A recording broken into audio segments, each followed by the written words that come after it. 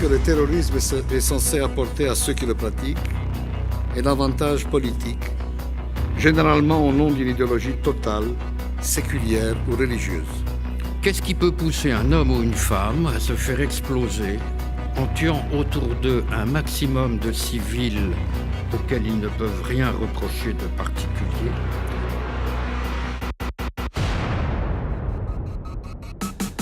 Non, ceux qui s'engagent dans le djihad ne sont pas des malades, ce ne sont pas non plus des nihilistes, ce sont des croyants. Le véritable rôle des réseaux sociaux dans le processus de radicalisation, ce qui n'est pas surévalué ou exagéré. Nous avons aujourd'hui, dans des temps plus contemporains, des gens qui pratiquent ce qu'on appelle communément le terrorisme et qui rejettent catégoriquement ce qu'ils perçoivent comme étant une injure, s'affirmant comme résistants et pointant le doigt sur les vrais terroristes, c'est-à-dire l'État. La vérité, c'est que souvent, ces demandes de rançon masquent une attaque qui a pour but de détruire les ordinateurs et que donc il y a derrière ces entreprises des groupes ou des États, ceux qui lancent l'attaque n'étant que le paravent, évidemment, de puissances beaucoup plus importantes.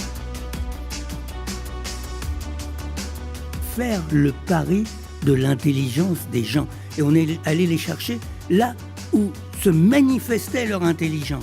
C'est pas la religion qui les intéresse, c'est Dieu. Daesh partage un élément absolument transversal avec ses autres factions, d'une vision radicalement duale, manichéenne du monde.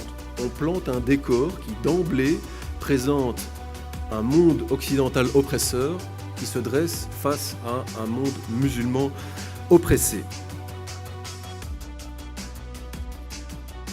Mais ce qui est assez étonnant, c'est qu'en définitive, jusque le 19 décembre 2003, nous n'avions aucune législation antiterroriste.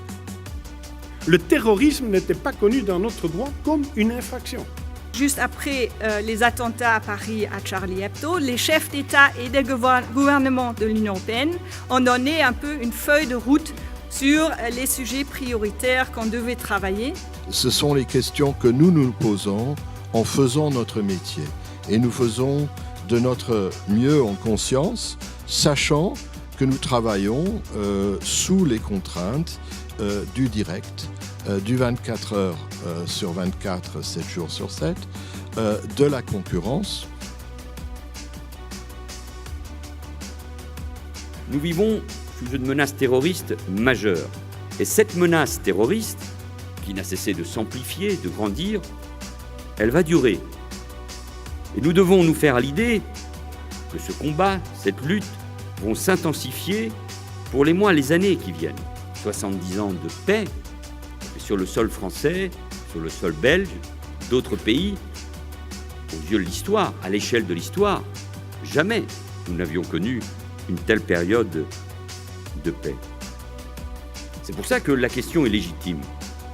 Sommes-nous en guerre quand on compare avec les conflits que nous avons connus au XXe siècle ou que d'autres territoires, d'autres continents connaissent encore aujourd'hui ?